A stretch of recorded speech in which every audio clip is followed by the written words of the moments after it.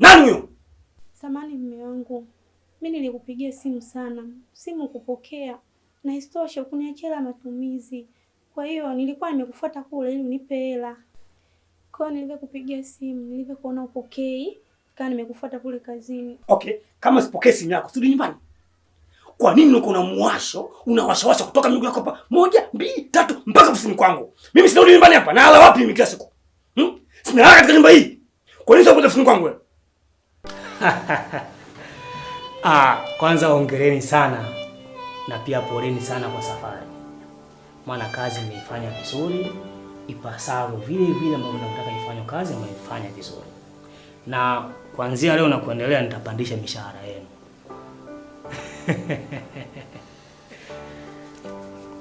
Nani mwenye changamoto yoyote katika safari na hapa na pale?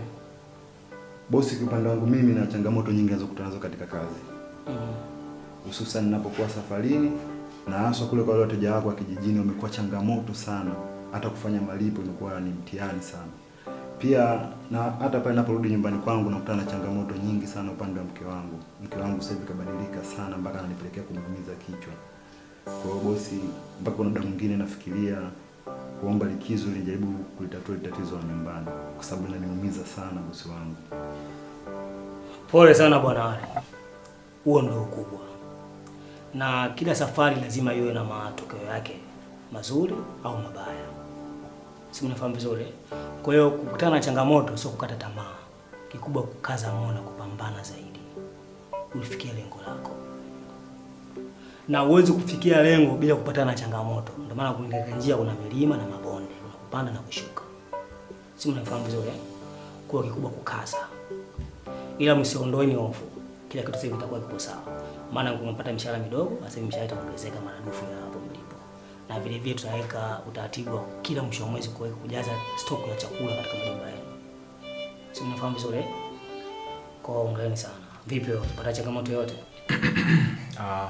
Mimi kwa upande wangu niko perfect sana. Namshukuru tu Mungu kila ninapokuwa naenda kazini, vitu vyangu vinanyooka na vinaenda kama jinsi nilivyopanga. Kwa kuhusu hilo mimi namshukuru Mungu sana. Basi tusherekee. Si leo ni watoe sehemu gani ili tupate kidogo moja baridi moja moto. Maana siku leo ni siku ya furaha tu. Asante sana bosi wangu. Mimi kwa binafsi yangu sidhani kama ndio kwa miongoni mwa hiyo safari yenu kwa sababu kuna jambo hata nikalikilia kidogo nyumbani. Kama nilivyokueleza changamoto nilizonazo. Kwa hiyo hata nikienda huko ndakuwa sina vibe ya kupali kama mtavyokuwa nyinyi ambapo mna vibe. Unaenda kutuangusha. Vipi tunaweza kuwa pamoja leo? Mimi nadhani mimi na wewe tutakuwa pamoja jioni ya leo, lakini wewe mwenzetu nadhani tumwache kwa sababu hapo anajua fikra zake zote anamfikiria mke wake. Tayari kashamisi mke wake. Kwa hiyo nadhani tumwache atangulie nyumbani, si tutoke kwanza kidogo. Basi sawa. Tukutakie safari njema, lakini mimi na bwana wangu tutoka pamoja leo. Tutaenda kula moja baridi moja moto kufurahia mapongezi ya biashara ilivyoenda vizuri. Okay?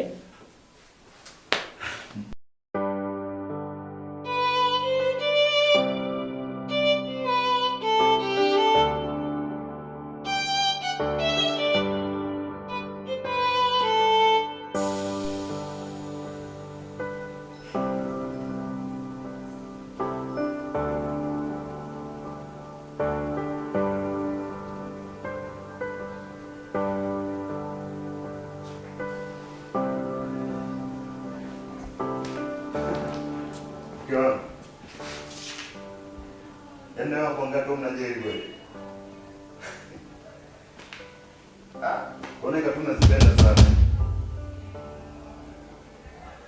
Emka.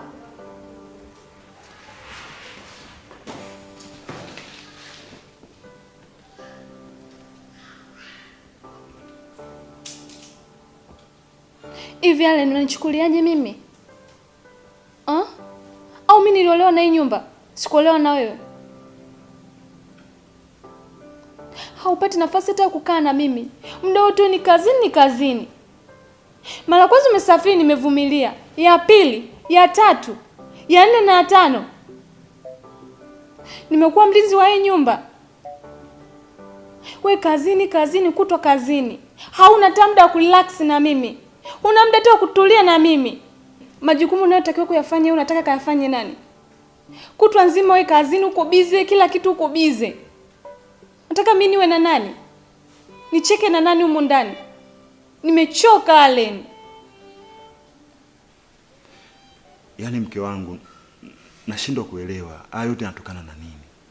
Yaani narudi safari unashindwa kunipokea. Yaani unashindwa hata kuniuliza mume wangu vipi safari. Yaani najaribu nikuelewe lakini nashindwa. Mbona umebadilika sana mke wangu?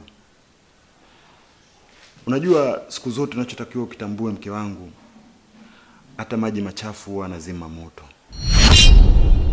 Leo hii unanihukumu kama hivi. Unaniona mimi ni mjinga, unaniona ni mpumbavu, lakini mimi napambana kuijenga familia yetu iwe bora. Lakini wewe hicho kwangu mimi ukioni. Kutwa ni maneno, asubuhi maneno. Nimerudi safari maneno.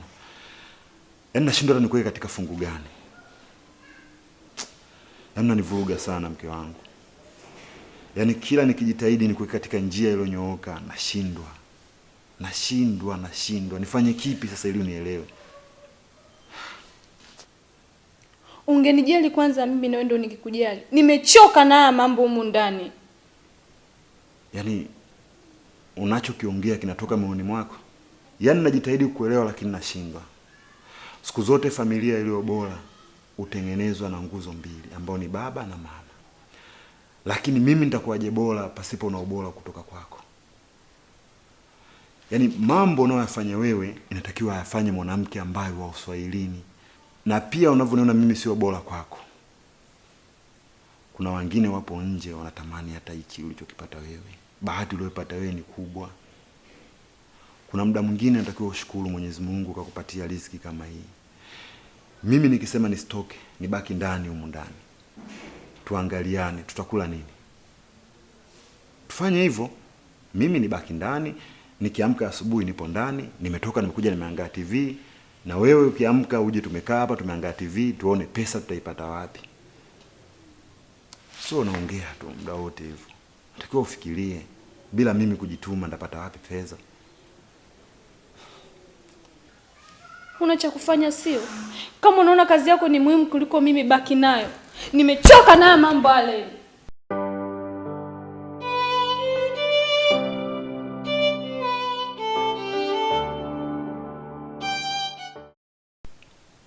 Hakika siku zote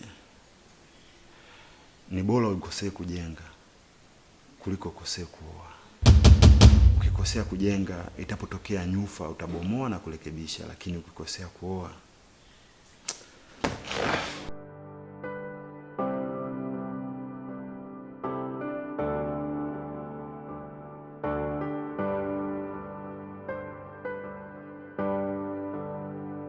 Hello. Hey. Kama nilivyosema, sawa, kila kitu kiende katika mpango wake. Nani atakupindisha hapo? Ndio. Sijasema hivyo mimi. Nenda pale katika benki, sawa, chukua ile pesa ambazo nilizosema, alafu kafanya katika mradi. Niza katika mradi yote. Sawa. Usipindishe chochote hapo.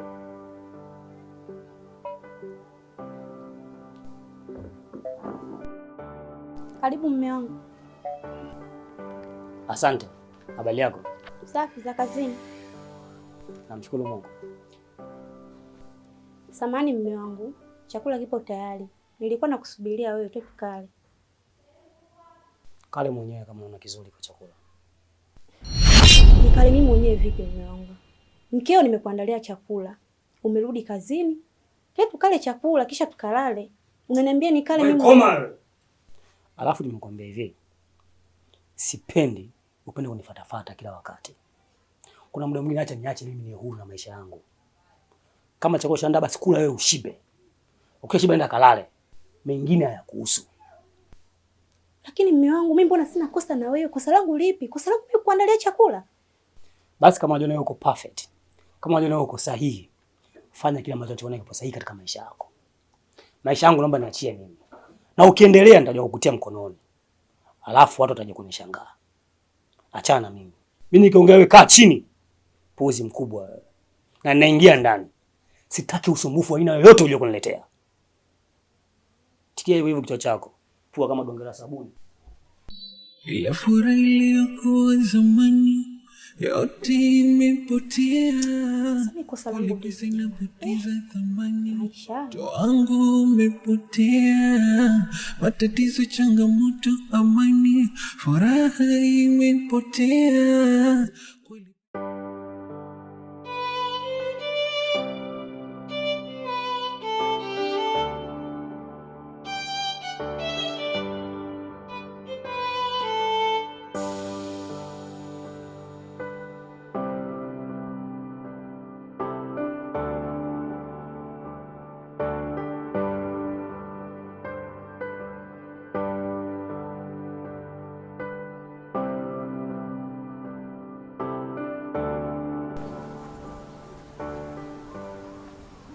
Pole kipenzi, nimekukalisha sana hapa.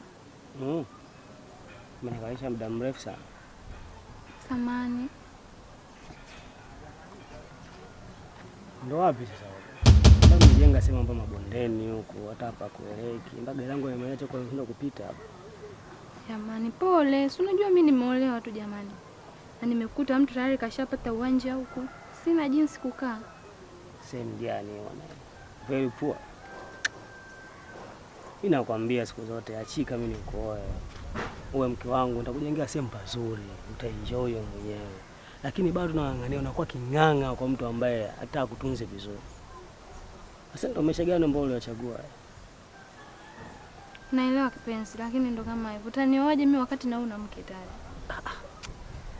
Hiyo swala la mke aliache. Mimi ndo nitakifanyia kazi. Si unafahamu vizuri? Wewe utakuwa uko peke yako na yule pia atakuwa uko peke yake. Tena nitakutengenezea mazingira mazuri ambayo hata mke wangu mwenyewe hajawahi kufanyiwa hayo mazingira. Trust me. Hao unaongea kweli? Ndio. Sasa kwa nini naongea uongo? Usije ukawa unanipamba tu mimi niachike mwenzi afu niende ukanitelekeze kule. Siwezi kukuacha. Kwa nini ndo uko hapa? Kwenye moyo wangu. Tabibu wa roho yangu. Kwa nini ukuache?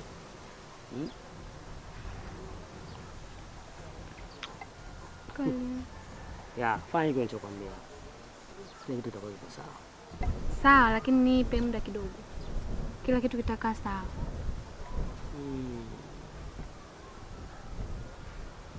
Sawa. Haina shida, lakini katika wiki moja hivi, wiki mbili namba utashajua nini mbivu au mbichi. Sawa, ngoja nipambane.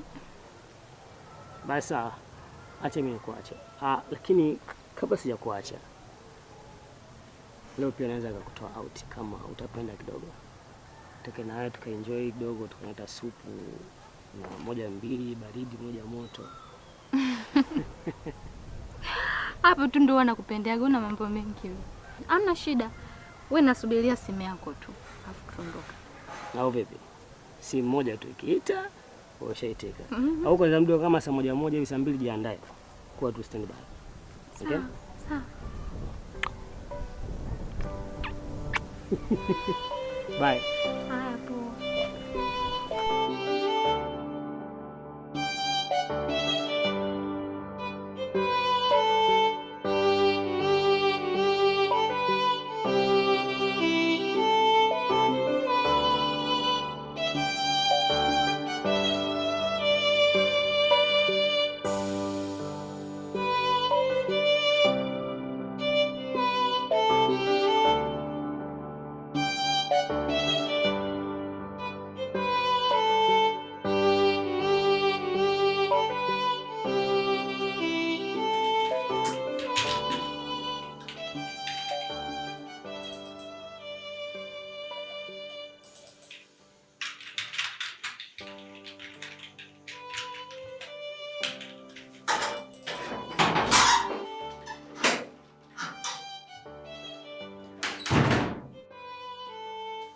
Habari za kazi? Salama, karibu. Asante. Samahani, bosi nimekuta? Bosi ametoka muda mrefu. Hata leo ametoka sio muda. But Arajini ndio yupo.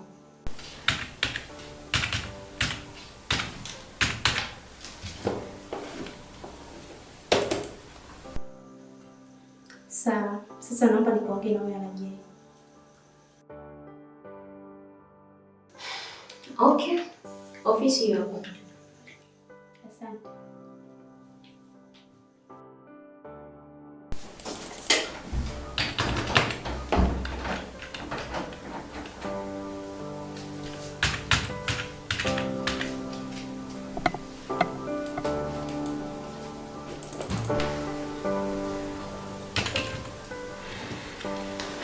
Karibu. Asante. Habari za kazi? Salama, namshukuru Mungu. Sijui wewe? Safi. Samahani J. Kwa hiki nilichotaka nikuambie, najua kikuhusu. Ila mwenzio mimi na matatizo. Kuhusu bosi wako. Bosi wako mimi ananitesa sana. Maana nimempigia simu sana, hajanipokelea. Mpaka nikachukua maamuzi ya kuja hapa ofisini. Na nimefika hapa sijamkuta. Na kingine nyumbani hajaacha hela ya chakula. Hapa nilipo njaa inaniuma. Yaani kifupi ndoa yangu napitia matatizo makubwa sana. Na kwa sababu sijui. Mume wangu mimi ndani ananipiga, ananitesa kila siku. Na anaweza akalala hadi nje anarudi asubuhi. Na kuambia wewe kwa sababu wewe ni bosi wako.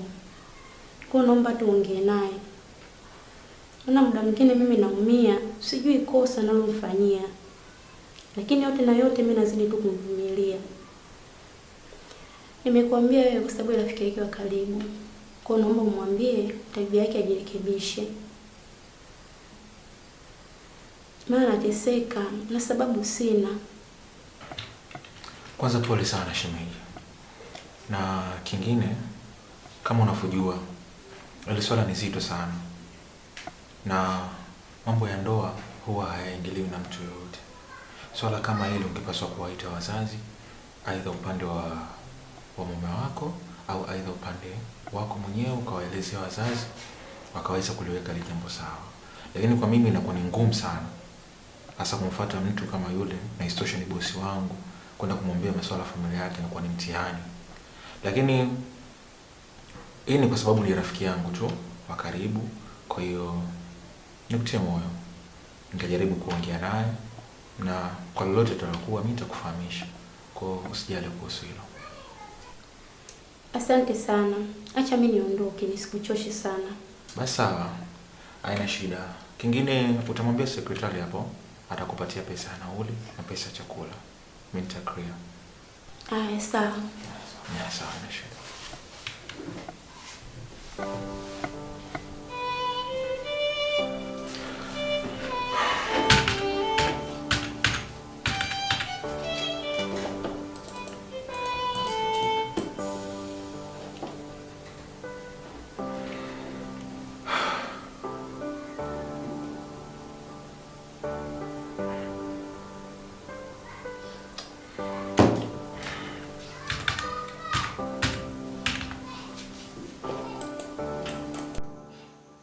Yes, boss. Oh, okay. Basi hamna tatizo, nimekuelewa. Sawa.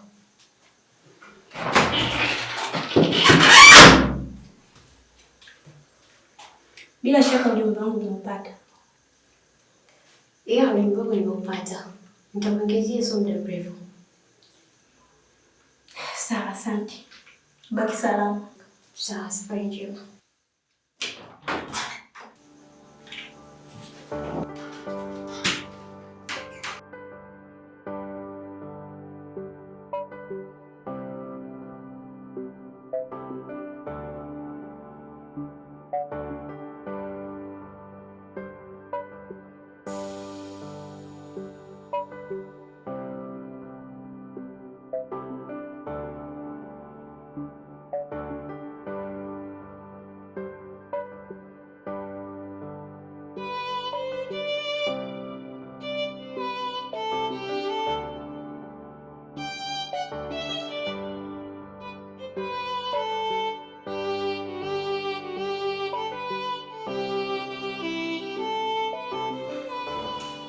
Habari za asubuhi.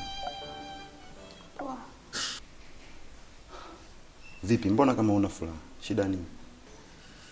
Hela matumizi imeisha. Ndio kipenzi changu. Nalitambua hilo kama baba. Ulikuwa unahitaji kiasi gani cha pesa? Kama 500 hivi.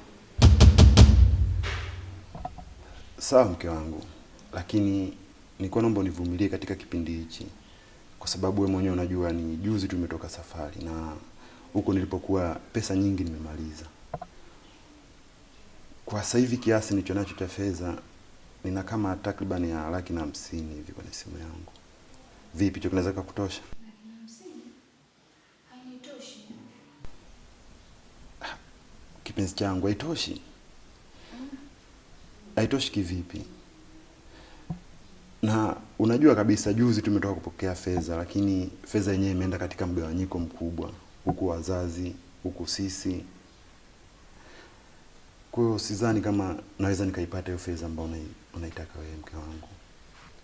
Allen, mambo ya wazazi mimi hainihusu. Ninachotaka mimi ni pesa. Vitu humu ndani vimeisha. Nitakuwa nikaemea kila kitu. Hata saluni kwenyewe sijaenda kama unavyoniona. Allen, fanya ufanyavyo ila mimi naitaka hiyo pesa. Kazi yangu inaniponza, roho yangu inaniponza.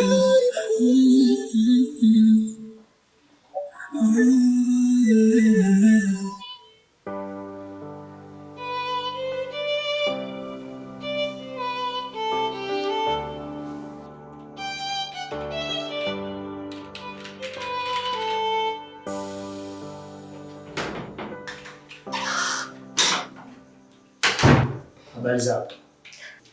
Salama boss, karibu. Salama kabisa. Hakuna mgeni wangu wote ambaye alikuja na wala wafanyabiashara wenzangu waje kuniulizia? Hakuna mgeni aliyofika. But wafanyabiashara walipiga simu na akasema kwamba watafanya meeting kwa wakati mwingine. Okay. Sawa.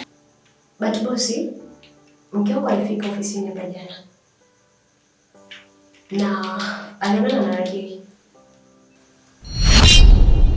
Mke wangu amekuja ofisini na hautana na Rajeli. Ndio bosi, kwa sababu alikuulizia akakukosa. Okay. Allen kwa akasema. Allen hajafika ofisini mpaka muda huu. Basi sawa. Mwambie Rajeli aje ofisini kwangu. Na Allen akifika, mwambie pia aje ofisini kwangu. Nazungumza wote. Sawa.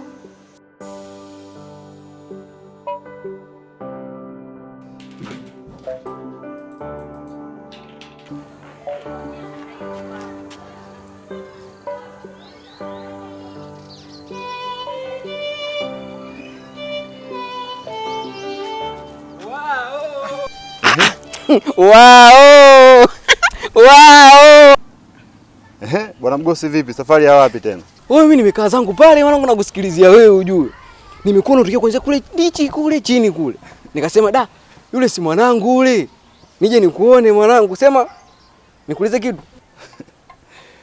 Unajua kwanza unanichelewesha. Mimi hapa nilipo na wewe kazini. Unapoanza kuniuliza maswali mengi nashindwa kupata jibu. Nataka nikupe kitu ambacho kinaweza kukupa manufaa mbele huko ya safari. Babu, mbona afu unaonekana una haraka umechomekea nini? Ongea haraka bwana Mgosi, mimi nataka niwe kazini muda. Sawa. Kitu ambacho nataka nikwambie kuhusu mke wako. Mke wangu? Mke wangu kafanya nini? Hajui. Sikia, leo wakati napita mitaa fulani nikapita pale mtani kwako pale.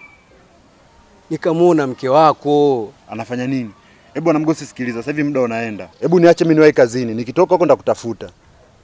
Nadhani tumeelewana. Acha niwahi kazini. Nimechelewa. Mjomba, nimechelewa. Ndakutafuta. Kitu cha muhimu ujue. Astaghfirullah lazima. Nani? Bwana, kitu cha maana.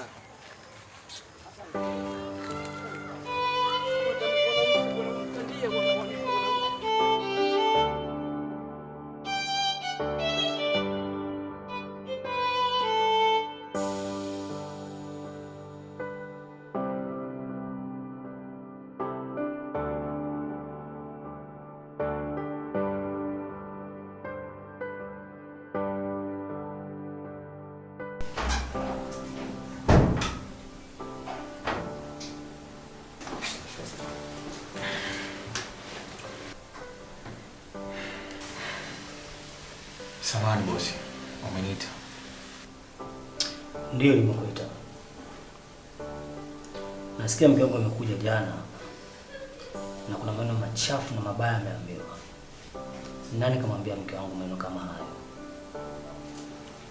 Mkeo jana alifika hapa ofisini na hakuwakuta nyote, nilikuwa mmeshatoka na hapa ofisini nilikuwa mbaki mimi peke yangu.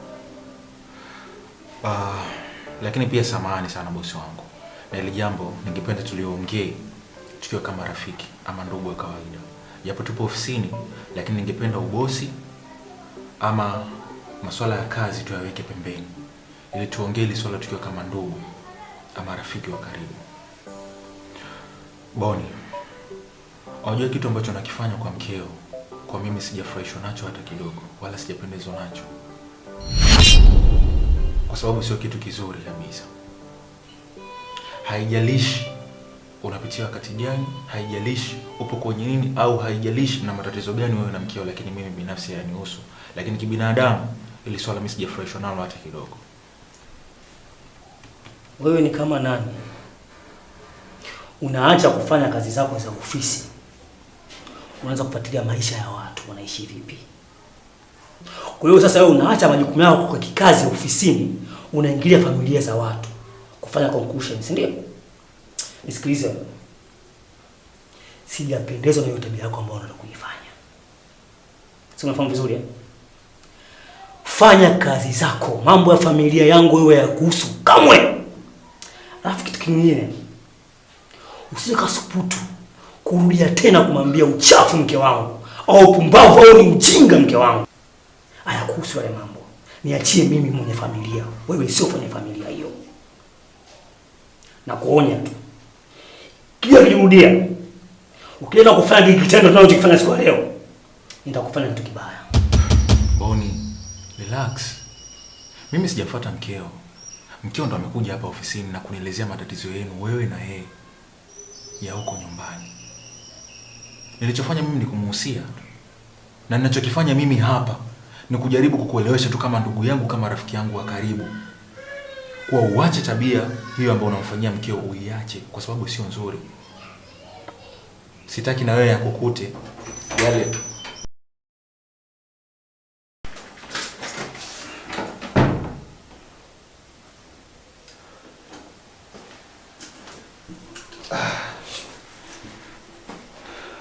Habari za saizi boss. Samahani boss kwa kuchelewa. Nimetikia wito wako. Kwa hiyo mimi nifike ofisini ni wahi, alafu uchelewe kufika ofisini, si ndio? Hapana bosi, kama nilivyokuambia nimetanguliza samahani. Unajua bosi, mimi bado tatizo langu la nyumbani linaniumiza sana akili yangu. Yaani nina changamoto nzito sana pale nyumbani kwangu bosi. Na hiyo yote kuchelewa sidhani kama nimekusudia. Nadhani wewe mwenyewe unanijua mimi ni mtu wa kuwahi sana kazini hapa. Hii imetokea kwa leo tu bosi, sidhani kama itajirudia tena. Kwa hiyo Samahani bosi. Ningependa niingilie hapo kwa Minki kuchelewa kazini. Binafsi yangu mimi ninavyojua sio mtu wa kuchelewa kazini kabisa. Kwa hiyo mpaka unaona kafikia katika hali kama hii ya kuchelewa kazini kiasi hiki, mchana huu ndo anaingia kazini, basi jua kuna tatizo kweli. sawa, ndio mkafanya kazi zenu.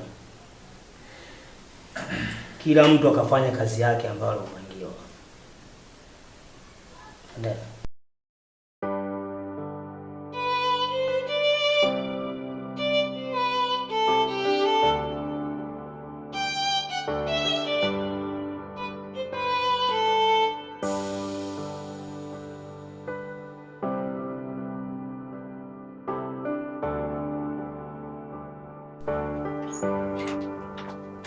Nipe! Nipe! Nipe! Nipe! Neno. Kuja, njoo. Kwa nini umetoka hapa mguu wako, mguu mosi, mguu pili mpaka ofisini kwangu? Naongea na wewe mpokoko. Nani alikupa mamlaka kuja ofisini kwangu na kuzungumza mimi mbovu? Nani huyo? Samahani mume wangu. Mimi nilikupigia simu sana. Simu kupokea. Na isitoshe kuniachia matumizi. Kwa hiyo nilikuwa nimekufuata kule ili unipe hela. Kwa hiyo nilivyokupigia simu, nilivyokuona upokei, Kaa nimekufuata kule kazini. Okay, kama sipokee simu yako, sirudi nyumbani. Kwa nini uko na muwasho, unawashawasha kutoka miguu yako hapa 1, 2, 3 mpaka ofisini kwangu? Mimi sirudi nyumbani hapa, nalala wapi mimi kila siku? Sina raha katika nyumba hii. Kwa nini unakuja ofisini kwangu wewe? Sikiliza wewe mwanamke. Tena sisi kwa makini sana. Unanitafuta mimi ubaya. Sawa? Na kama huo ubaya unautafuta kwangu utaupata. Kuanzia leo na kuendelea. Lakini mume wangu samahani. Alafu mbona siku hizi mbona umebadilika hivyo? Huku unapendeza unavuka mipaka. Hauwezekani wewe unakuja ofisini kwangu, unaanza kuhadithia siri za ndani ya nyumba yangu. Unataka kunizalisha mimi, si ndio? Unanizalilisha, unaoneka uchi. Hasa kila mtu atakamia nicheke. Watu watakaojua sasa mimi na yeye tunaishi vipi ndani ya nyumba. Kwa nini? Kaulie kula hapa nyumbani. Ila chakula hujaniachia. Tangu lini wewe unakaa na njaa katika hii nyumba? Ha? Sasa wewe una kitu unanitafuta. Sasa kule nikuoneshe kitu. Mimi nikuoneshe. Ndio utajua sasa kama kuna mbivu na mbichi. Wewe unapenda sana kupigwa mwanangu, si ndio?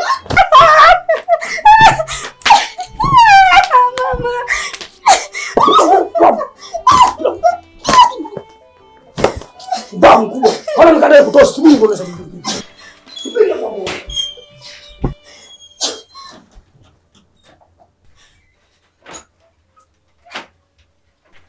Nipe.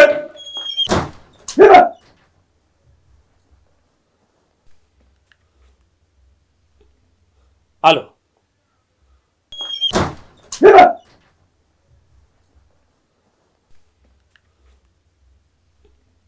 Halo. Baby, mimi najua unipendi mimi. Ungekuwa unanipenda ukishafanya kitu juu ya penzi letu. Nimechoka kukaa na huyo mtu kabisa. Sina amani. Amani gani sasa unazungumzia? Na kwa hiyo unasema hivyo mpenzi wangu? Usijali kuhusu hilo tu. Mbona utaipata amani yako muda si mrefu, utafurahia penzi lako. Na mimi pia niko mbioni kufanya hilo jambo. Kwa hiyo utafarijika, utaenjoy na tutakwenda kila mahali ambapo unakuhitaji. Nakupenda sana kipenzi changu. Ondoa hofu juu yangu. I love you. Sawa. Nakupenda sana, unatabasamu kila wakati. Sitaki unune. Usinune, basi cheka kidogo. Kama hivyo. Bye. Bye. Nipe.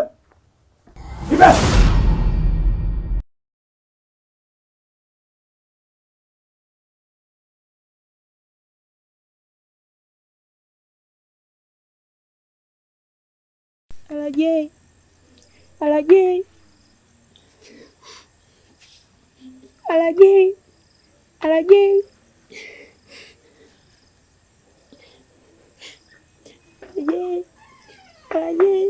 Naam.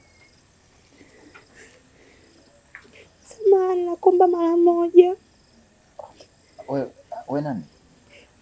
Nipe. Okay, poa, nakuja.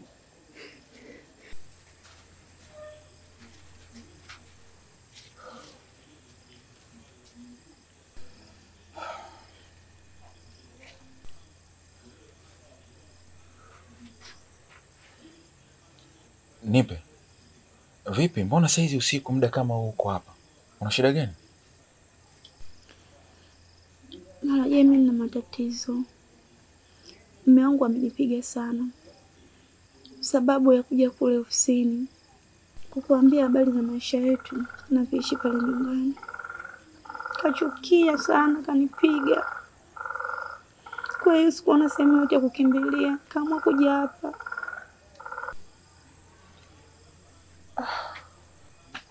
Mbona anafanya ukatili mkubwa sana hivyo? Na ana sababu zipi za kuwa anafanya hivyo? Okay, anyway, karibu kwanza ndani. Asante.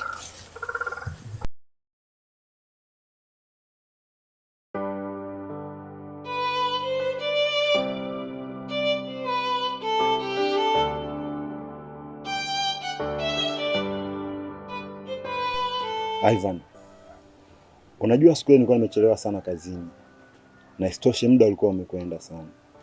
Kwa hiyo sikupata hata nafasi ya kukusikiliza. Ulivyoniambia ni kuhusu mke wangu, nilikuwa sina namna, ikabidi nitenge muda. Nashukuru Mungu leo nimepata off, ndio maana nikaona nije kwako kukusikiliza ni jambo gani hilo unataka kuniambia kuhusu mke wangu. Ndugu yangu Bwana Aleni, ukweli ni kwamba kuna siku nilikuwa napita pale ndani kwako, yaani nyumbani kwako, ila kuna mazingira ambayo nilikutana nao mke wako. Ukweli kama mwanaume, umeelewa, au kama rafiki yako wa damu, nilishindwa kuvumilia. Unajua bwana, mke wako anajiachia sana. Anajiachia? Yaani bado najaribu kutaka kukuelewa lakini nashindwa. Anajiachia kuhusu nini? Yaani kuna baadhi ya mambo yake anafanya waziwazi, yani kila mtu amuone.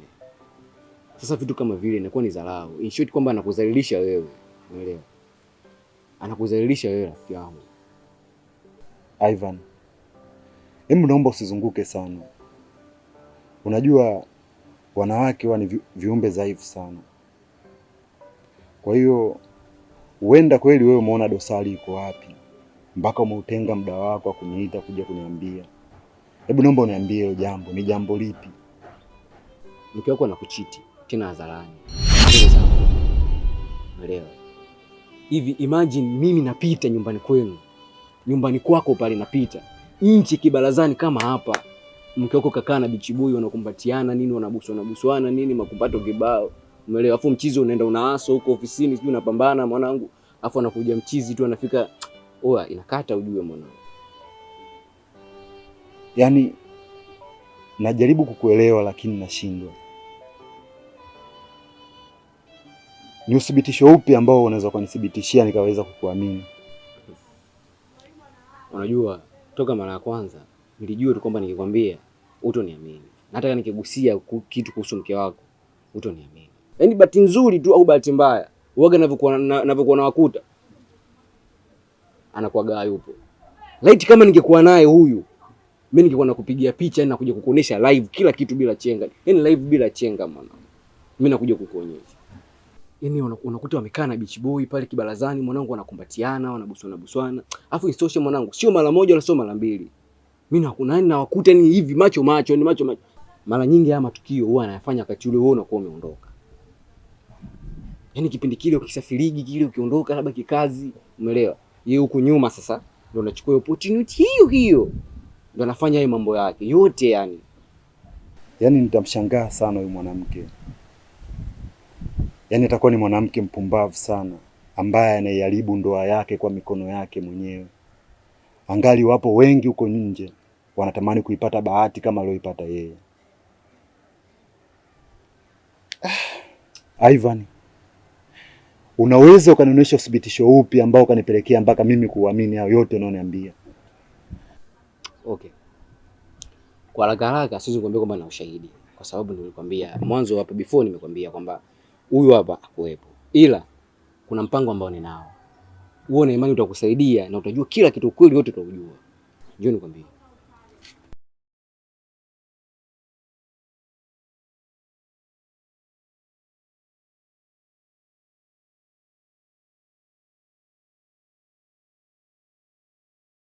Na endapo nikithibitisha sio kweli, urafiki wangu mimi na wewe utakuwa umefia hapo hapo.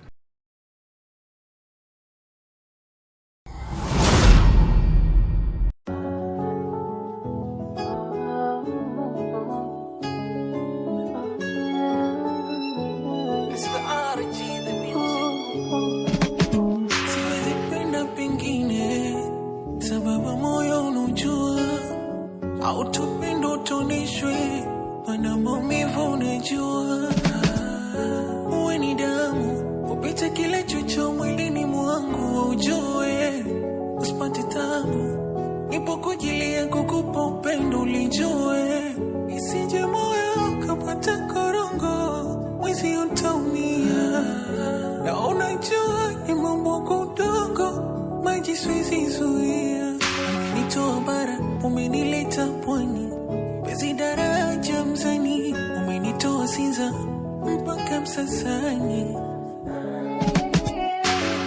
Ninaona hasara kuacha mwenyewe na kuna bora uende. Ninaona hasara wewe mwingine utamua peremende. Ninaona hasara usinipungukie nilishakatwa na wembe. Ninaona hasara majaribu nijazie nisije kosa kizembe. Ninaona hasara, ninaona hasara.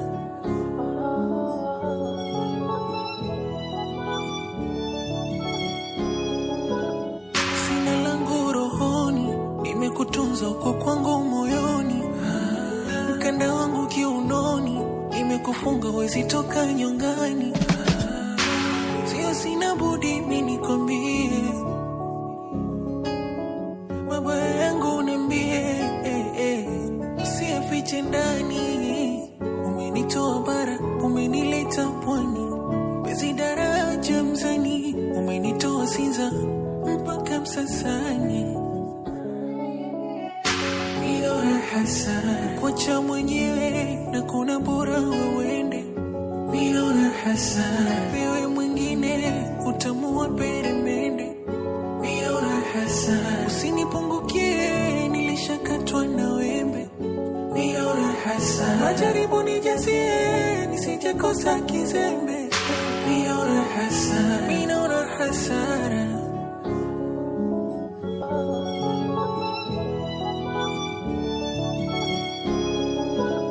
Sina langu rohoni, nimekutunza uko kwangu moyoni. Mkanda wangu kiunoni, nimekufunga wezi toka nyongani. Sio sina budi mimi nikwambie, mabaya yangu niambie, usiyafiche ndani. Umenitoa bara, umenileta pwani, bezi daraja mzani, umenitoa Sinza mpaka Msasani. Ninaona hasara kuacha mwenyewe na kuna bora uende.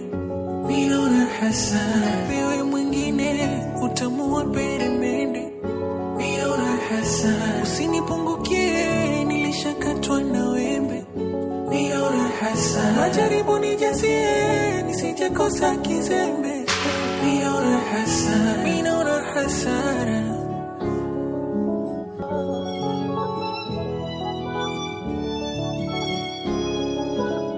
Sina langu rohoni, nimekutunza uko kwangu moyoni. Mkanda wangu kiunoni, nimekufunga wezi toka nyongani. Sio sina budi mimi nikwambie, mabaya yangu niambie, usiyafiche ndani. Umenitoa bara, umenileta pwani, bezi daraja mzani, umenitoa Sinza mpaka Msasani. Ninaona hasara kuacha mwenyewe na kuna bora uende. Kwa muda mchache ambao nimekuwa na wewe, moyo wangu sasa una furaha na amani tele. Alaje, kwa sasa nakukabidhi moyo wangu. Kuanzia leo na siku zote, wewe ndio kila kitu kwenye maisha yangu. Basi, maana ukishaanza kuongea hatutomaliza leo. Ninaona hasara.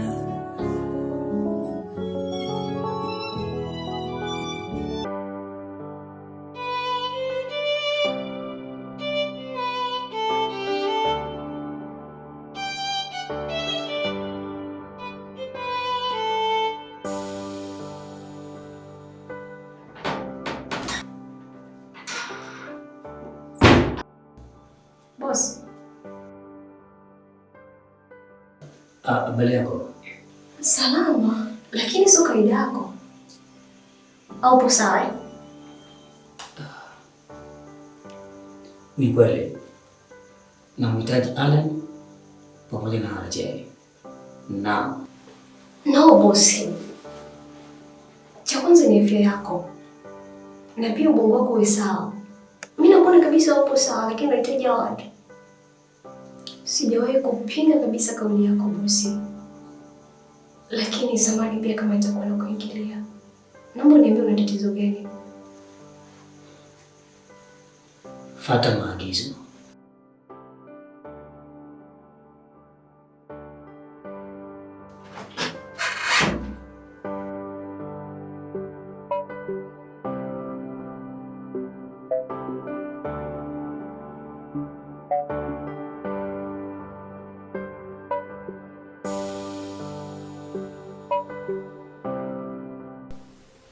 ni jina lako likauke kinywani, na bado mimi unanijia ndotoni.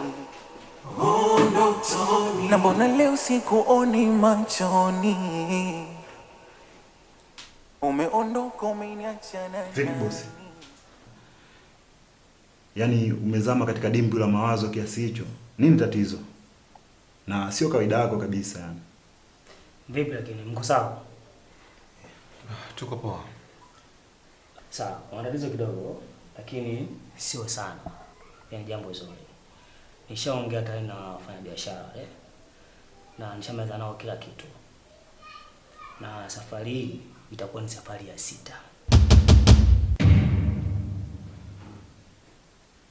Safari ya 6? Ndio.